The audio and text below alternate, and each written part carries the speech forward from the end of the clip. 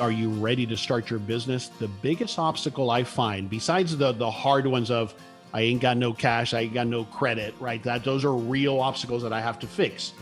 But mostly it's our emotional obstacles, and it's the fear of the embarrassment of failure. The fear of the embarrassment of failure. The following is brought to you by Thryv, the end-to-end client experience platform that helps you get the job, manage the job, and get credit.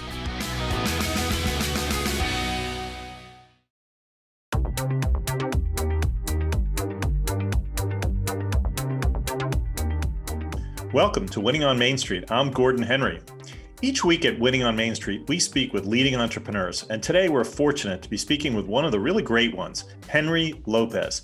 Henry is a true serial entrepreneur and the host of the How of Business podcast. Henry's been involved in 11 different businesses since buying his first business in 1991. He's the co-owner of I Top It, a self-serve frozen desserts restaurant in Colorado Springs. He's the co-owner of L3 Destinations, a travel agency he co-founded with his wife. And he's a minority partner and investor in Office Evolution of Plantation, which is an executive suites and co-working business center franchise location. And Henry currently resides in Port St. Lucie, Florida with his wife, Pam. Welcome, Henry. Thank you. I'm excited to be here, Gordon. It's great to have you. Man, you are one busy guy. Right now, I actually am, yes. I'm spinning too many plates. There's no doubt. I get a little tired just thinking about it, but it's impressive. So let's get into your incredible entrepreneurial journey and in particular, how you can help the entrepreneurs and would-be entrepreneurs who are listening to our show today. Absolutely. I'm looking forward to it. So can you share the story of your entrepreneurial journey from starting your first business while keeping your day job to your current endeavors? Yeah, I'll walk through it really quickly, and then you can ask me where you want more details. I started my career back in the 1980s as a computer programmer, and then I segued into software sales and marketing throughout most of the 90s. Always aspired to have my own business, but just didn't have the resources, didn't have the wherewithal, didn't have the courage. In 1991, though, while I still kept my day job, a friend of mine, I had just moved to the Dallas area from South Florida where I grew up. And he had worked through high school and even through college at a local pizza delivery franchise called Mr. Jim's. They have about 60 units in the DFW area primarily. And we thought, well, why don't we open one of our own? So he managed it during the day. I kept my day job. I funded it.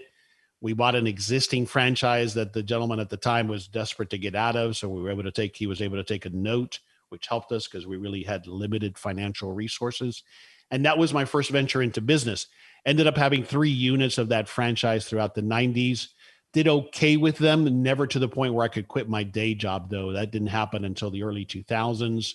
That's when I went into real estate. I'd always been interested in real estate, so got my realtor's license, did some investments, property flips, that kind of thing. I'm out of that business now. I still invest commercially, but as a silent partner, kind of in funds more than anything else. Then, so that was kind of, there's a lot of businesses that sprung from that, investment in land, rental properties, that kind of thing.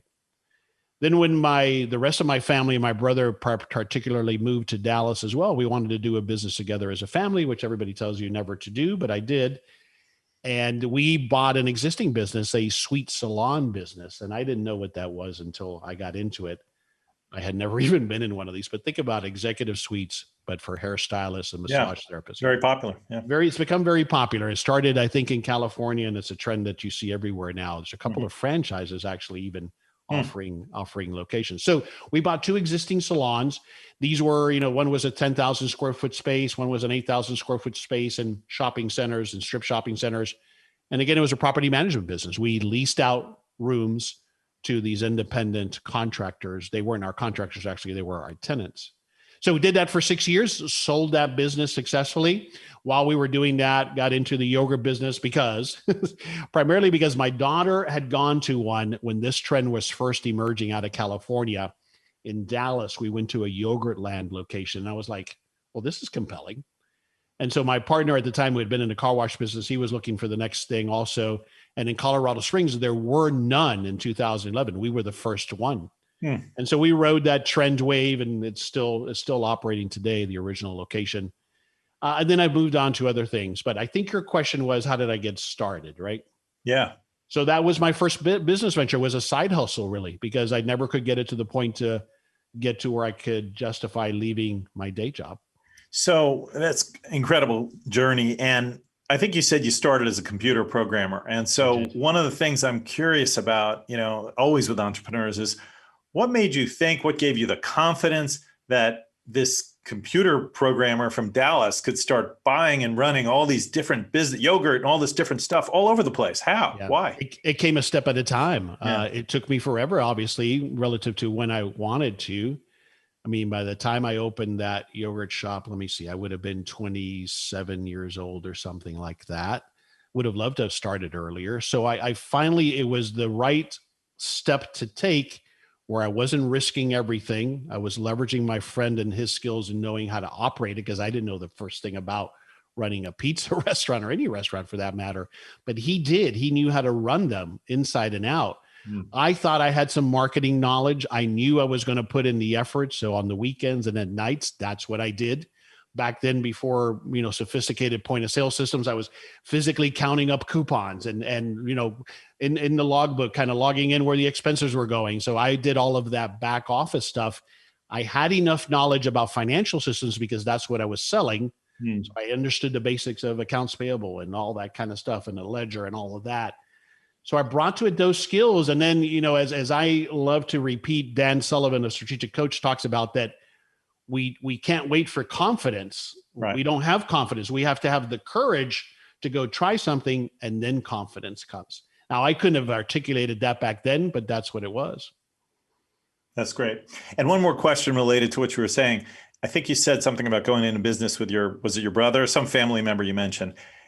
A lot of people think about doing that. Is it a good idea? Is it a bad idea? What do you say? It's a complicated idea. I think that where you start with answering that question is you have to determine if you're the type of person that prefers to work solo or in partnership. I prefer to work in partnership, even though it has its challenges for all kinds of different reasons that we can get into. Working with family is tricky, but working with any partner is tricky. So my recommendation, and a tool that I can offer for download for people for free as well, is that you have to start, I call it a memo of understanding. And that is what I see the biggest mistake being, regardless of who it is, that partner, is you go into it with this honeymoon phase, and you cannot imagine that you and I, Gordon, might get sideways a year from now. Yep. So you have to address all of these sensitive areas up front before you start the business. And then all of that gets boiled into a really good operating or partnership agreement that an attorney drafts for you. I see this mistake again and again and again. So to answer the question, I think that it always has a potential to be a disaster. It's just a matter of how do you work best. I like having a partner that I trust and that I respect, that I can bounce ideas off of and work together and collaborate. I've had successes and I've had failures in partnerships. And this memorandum of understanding would sort of encapsulate how the two parties, if it's two, intend to work together and run the business, and what to do if things go wrong, right? What it does is it gives you a checklist. So it's a tool, it's a system to help you ask all of these questions, or most of them. Then having addressed all of those and identifying the ones that you're not sure about, then you go to an attorney, and an attorney helps you decide those tricky ones, like, how do we value this business 2 years from now if you want out? What kind of a buy-sell of agreement, because there's different flavors of buy-sell agreements. But what the memo of understanding does is, what I recommend to people is that it guides you to having these tough conversations that we don't want to have. If you die, Gordon, do I want to be in business with your spouse? Maybe, maybe not. So what are the provisions if that happens? We usually don't want to talk about those things. If we get mad at each other, how do we separate ourselves so that we don't kill the business, hopefully? Right. And so that's what it walks you through, is asking those questions. Right. Great. So I want to flip a little bit into advice for entrepreneurs and sort of helping people figure out, is this right for them? So, let's just start with kind of a basic question: is what are the common characteristics of successful small business owners?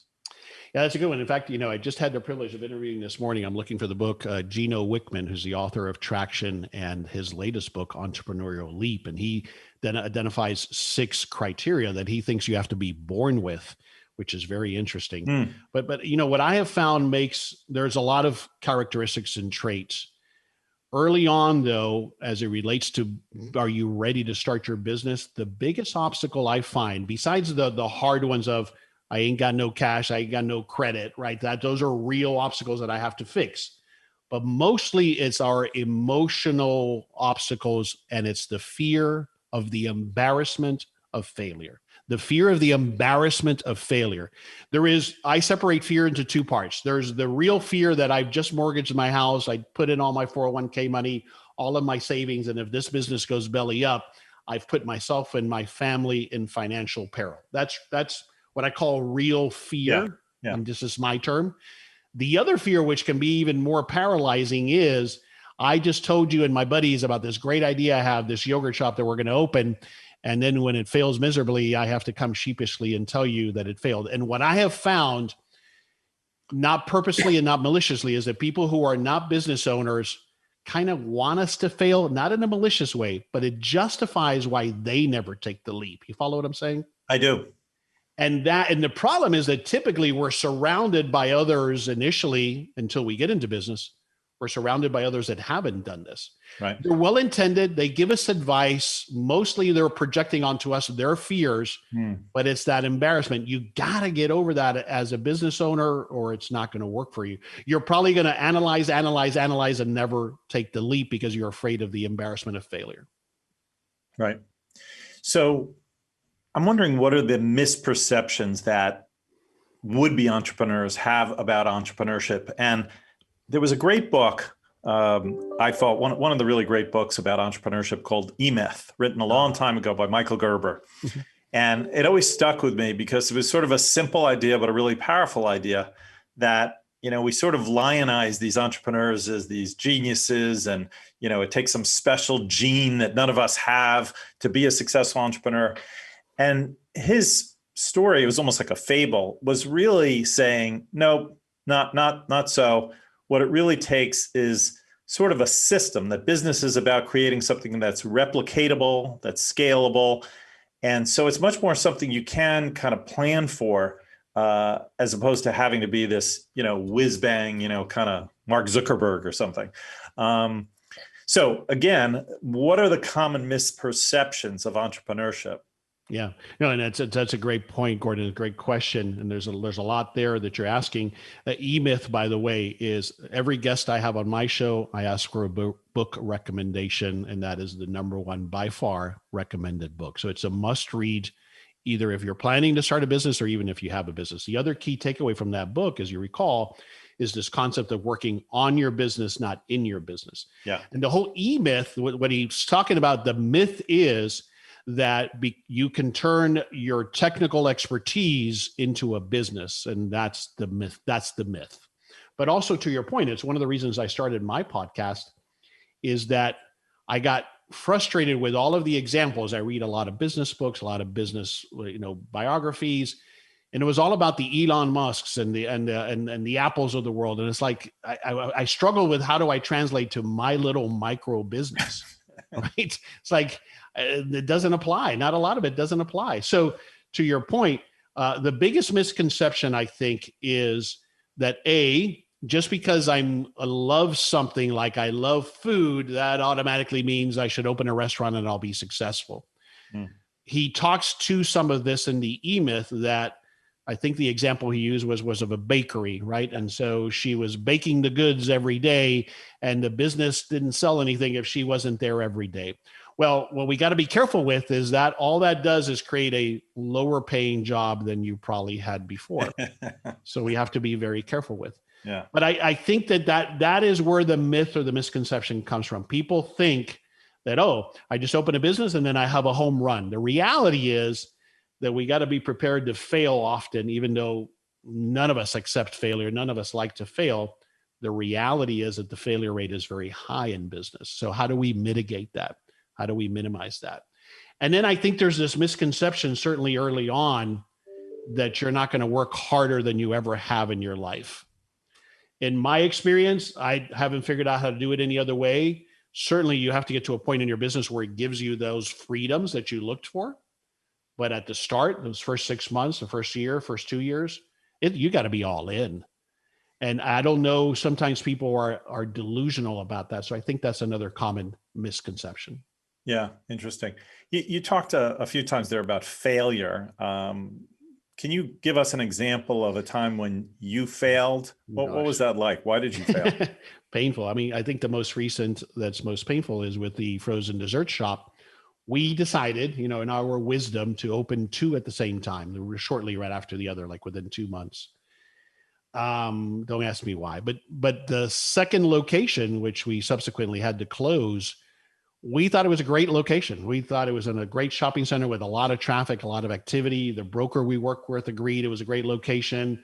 We thought we were going to have a incredible business. Well, after the lease was up, fortunately, we were able to get it to that point, and we weren't losing money, but we were barely making any money. And then we ended up losing money because we shut it down, and all of this equipment and all this investment went to nothing. But that was painful. That was painful to have created something, to have gone into it thinking this is going to be a great location, and it was an abysmal failure. Looking back at it, I can see now why that location was bad, but I was blind to it. And I thought, no, I got this. I understand. My partner had 2 successful washes. He knew the area. He lived there. We thought this was going to be a great location, and it was an abysmal miss. And of course, you're stuck with a 5-year lease. So it's not like you can pick up and go somewhere else until that lease is over. And that's really not realistic for a business. So that's the most recent one that still is very fresh and very painful. Okay. Thanks for sharing that. I know it's hard, but it is. It's good for people to know, the good and the bad. Yeah. The way I put it is I'm fortunate at this point to have had a few more successes than failures. Right. Sometimes I like to tell people in pro baseball, if you strike out or get out only 7 out of 10 times, you're like a all-star. All-star. Yeah. Well, I'll follow Hall of Famer if you're at that level. Exactly. So business systems is something you talk about quite a bit. Small business systems and how that helps. Say where you're just not doing something you love, but also you're good at it. What is a small business system? Good question. Big question, obviously. And if we go back to the EMyth, that's again, as you alluded to, that's what he talks about. So I think that's a great question because I think this is where people get hung up and paralyzed. They think that a system has to mean a big elaborate implementation of a POS system, let's say, or of QuickBooks. And it includes all of those things. It includes the types of tools that Thryv provides, for example, right? All of those tools can be necessary. But where I like to have people start is with something as simple as a checklist. A checklist can be a system. So that's the place where I usually help people start. And by the way, it is typically the number one thing that keeps a small business owner from being able to grow is that they don't have the systems in place. So starting with those things that you do on a regular, repetitive basis is where I like to start. And you start with a checklist and then you grow from there. And then you identify, where do I bring in systems, tools like what Thryv offers that I can plug in that help me automate these things. Yeah. Yeah. So that's my thought. There's no way you can step back from being consumed by the business if you don't develop the right systems. Right. So let's say I'm a aspiring entrepreneur. Maybe it's your yogurt shop, and I know something about yogurt, or I love yogurt, and all that stuff. But now I'm listening to you, and I'm thinking, I need a system. So how do I develop the systems, or how do I know do I go shop around for systems? How do I figure that out? No, it's pretty hard to shop around from. Obviously, you can shop around for the tools and the applications like Thryv offers, but as far as the systems, they have to be specific to some extent to your operation. So there's a couple things to consider. So I'm the type, like when we developed the yogurt shop, where I knew I had the skills and the ability and the experience to develop my own systems. But if you don't, that's often why people will go the franchise route. Because one of the key things you're getting is you're buying a system that's already been developed. So that's often why a lot of people, first-time business owners in particular, really lean towards that. The mistake they make is in assuming that the risk is all gone because you fire a franchise. Yeah, Right. big mistake. But that's what you're buying, is somebody has already developed the systems. If you're in a new business, so when I took over the salon business, there were very few systems in place. By the time we sold it, and by the way, it was one of the reasons why we got what we got, and the attraction why we had multiple buyers interested, was that we had a complete step-by-step front desk manual. So in that business, just to kind of paint the picture, we had a receptionist was an employee, and then my wife took care of the back office, and my brother kind of handled sales. We had by the time we were done, we had a complete step-by-step front desk manual, a complete process for my wife to follow. This was the first time she had done anything on a computer, any kind of back office. So she went into it with a lot of trepidation, but everything was spelled out. So let's take the front desk, for example. Again, where we started was with a simple checklist as to how you open the place in the morning. And everything was on there, from get the coffee going, unlock the front door, turn off the alarm, get the coffee going, check the bathrooms. Is there toilet paper in the bathrooms? Mostly women in these salons, so the bathroom is critical. Is it tidy?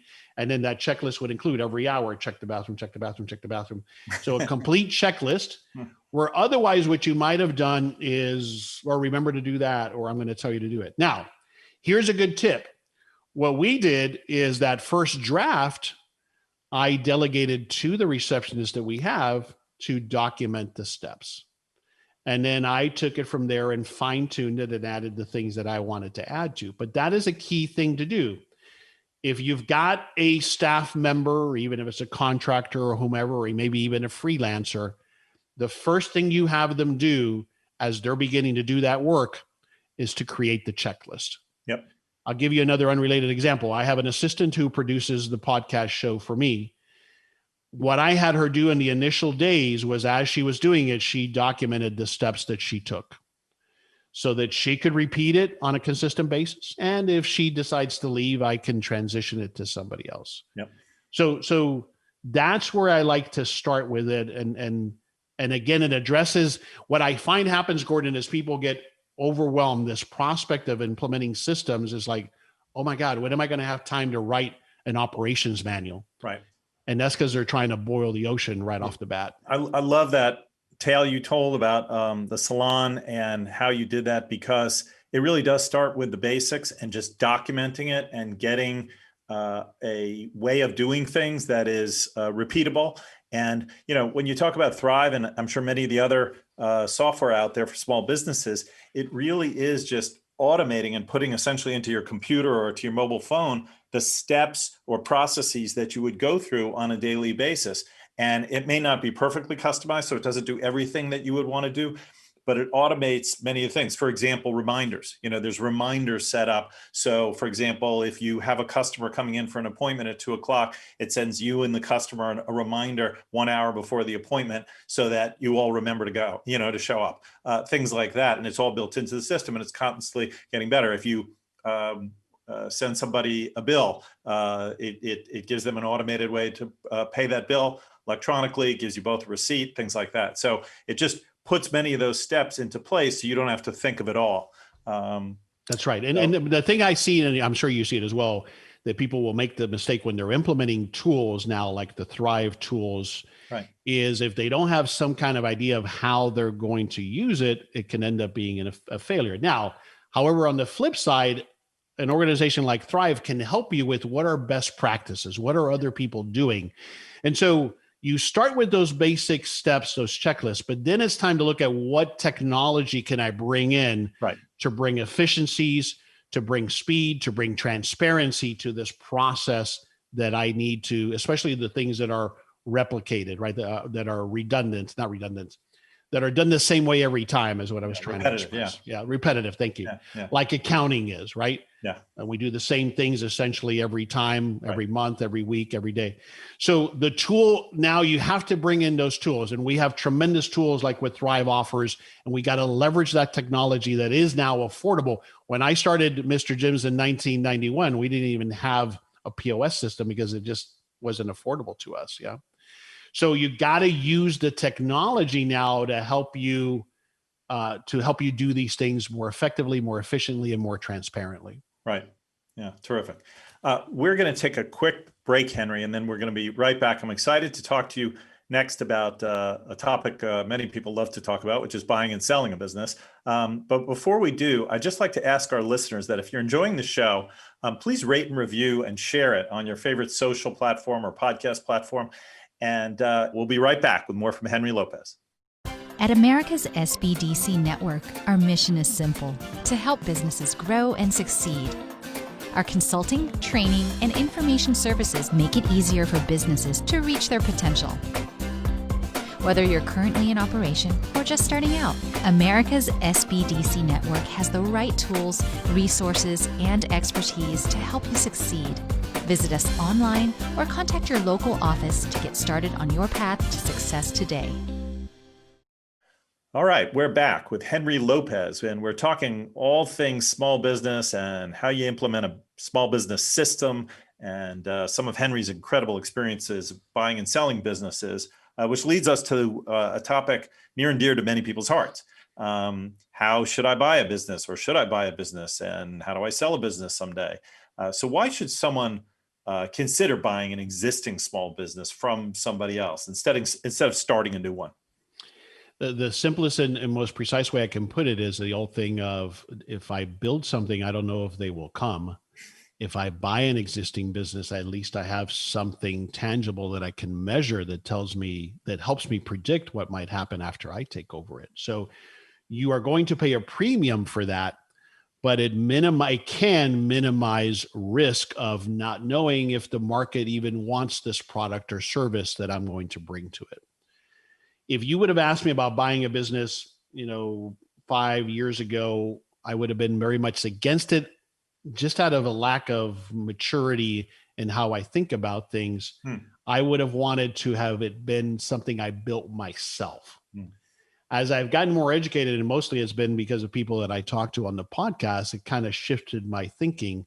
The reality is, Gordon, that there are lots of good businesses for sale now, all kinds of reasons why, including the baby boomers retiring and their kids don't want these perfectly good businesses.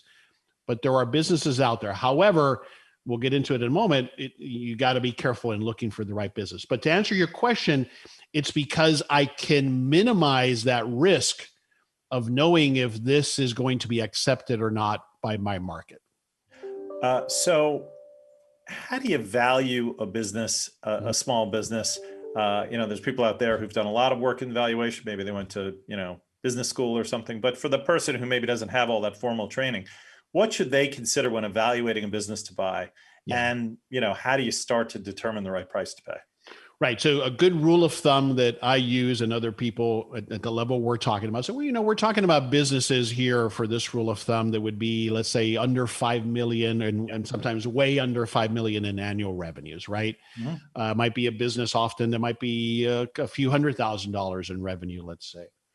The simple rule of thumb, and then you need to get help, but we'll talk about that in a moment, is that you look at the average of the last 3 years. Now, arguably, I don't know what we do with 2020, but you would look at the last 3 years of revenues, expenses, and then profit. But let's talk about profit for a moment, because in a small business, sometimes we need to add back in to calculate what we call, owner's cash flow or owner's discernible income, or there's all kinds of different terms for it. So for example, if the business generates $100,000 a year in profit, but I'm also paying myself as the owner a $50,000 salary, then really it's $150,000 that we want to look at. So we calculate that first, simple math, and then average the past 3 years of that cash flow. That gives you an average, and then you apply a multiple to that number. So let's say that the average was 100,000, because my math is really bad. And the multiples, small businesses will sell typically anywhere from a multiple of 1 or sometimes below 1 if it's a fire sale, to 3 to 5, something in that range. And I know that's a wide range, but it really depends on a lot of factors. Mm-hmm. There are some businesses that are outliers. The car wash industry right now is seeing a lot of private equity coming in. So multiples are even higher than that on average, typically. So typically what I see for a small business, let's say one with revenues under $1 million, is you'll calculate, and we'll talk about in a moment if we have time, how do you find those numbers? But let's say you can get your hands on the numbers, the real numbers, the average last 3 years times 2, 3, something in that range, that gives you a ballpark for what that business might be worth. The way I look at it from my perspective is what I'm going to spend on this business, how many years is it going to take for me to make back my investment? Right. Now, that is looking at the whole picture, the total value of the business. The other thing I look at is, am I going to get some financing, which likely might be the case? So now I'm looking at the cash portion that I'm putting in. How long before I get that back? Right.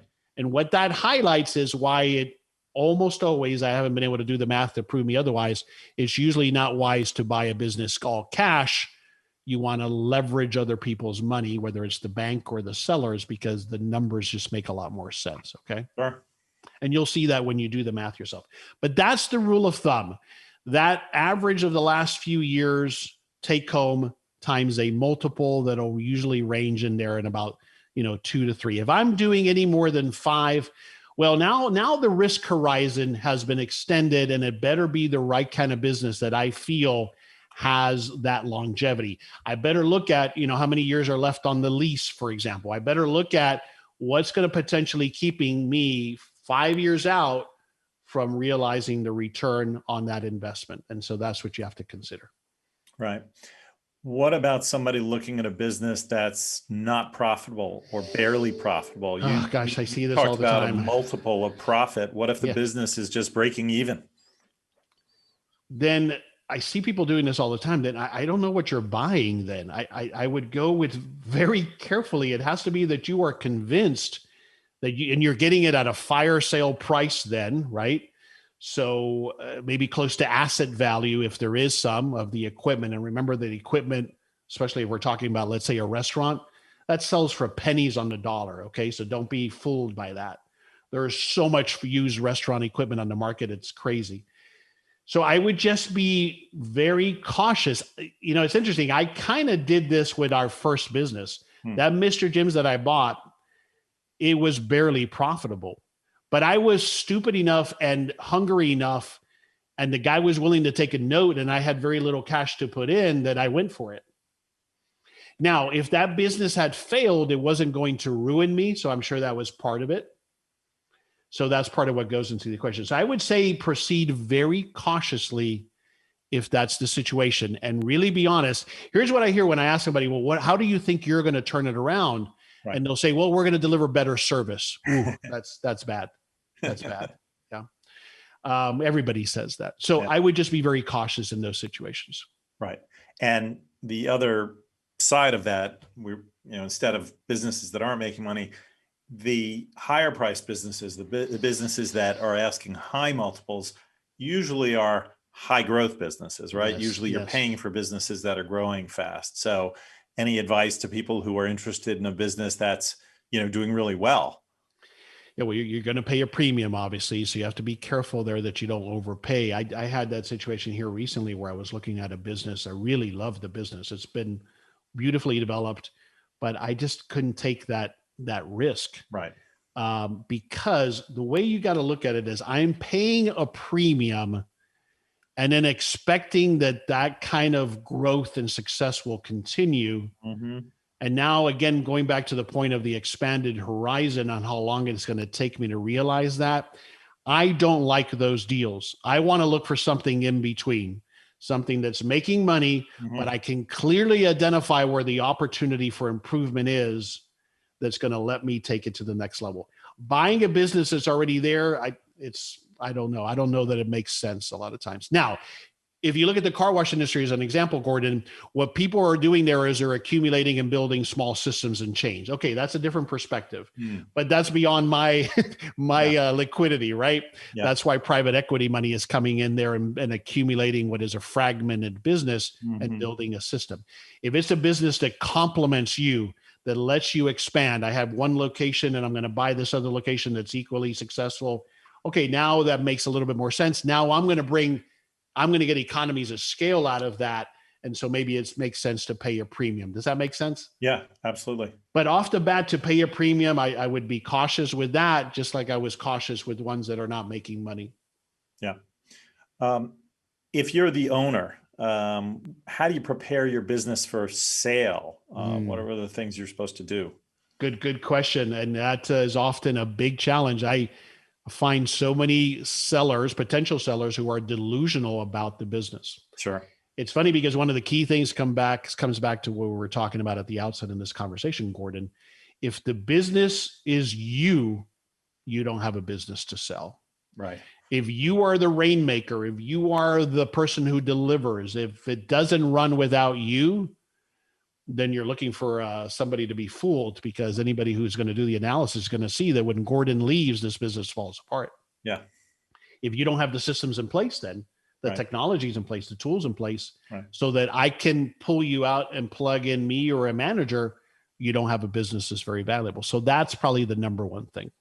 Right. So as a business owner, you've got to be thinking exit, right? Potential exit. I got to be always thinking about how I prepare my business for even if that's years away, I should be putting the pieces in place. That's right. That's right.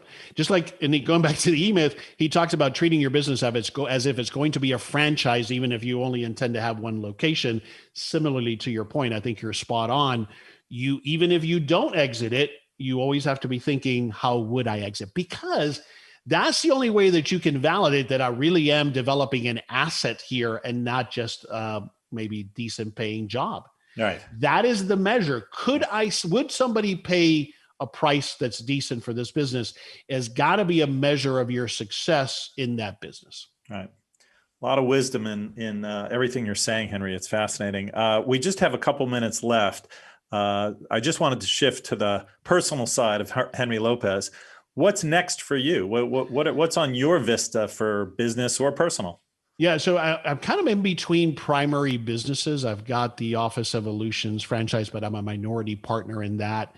I do coaching and consulting, but I'm currently on a personal search to buy or start whatever's next, ideally in this part of Florida that we recently moved to. So that's, in addition to spinning all of the plates that I've got, that's what I've been looking at. I've got a couple of ideas that I'm vetting, but I'm early in the process.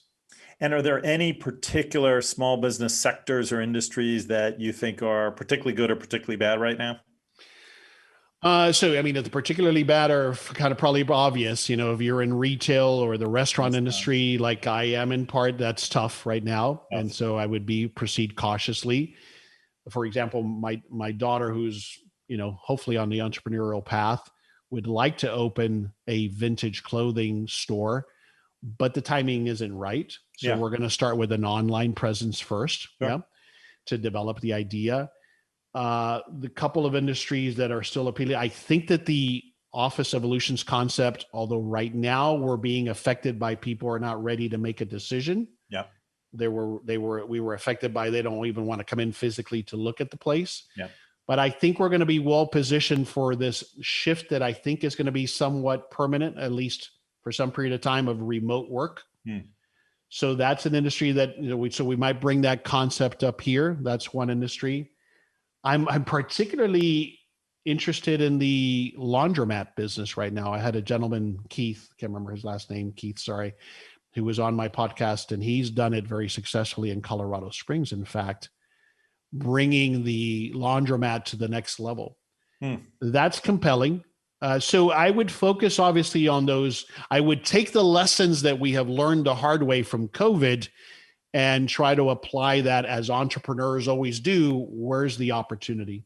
Where's the emerging opportunity? And that's where I would focus. That's where I'm trying to focus. Well, Henry, this has been fascinating and fantastic 35 minutes or so. And I just want to thank you for your time and everything you shared with us today. My pleasure. It was a great opportunity. Listen, I can talk about business all day long, as you can tell. Yeah. No, thank you. We've been speaking with Henry Lopez. Tune in next week for a discussion with another great entrepreneur. And if you like this program, please subscribe to our podcast and tell a friend. And please leave us a 5-star review so others can find out about Winning on Main Street. For now, this is Gordon Henry signing off.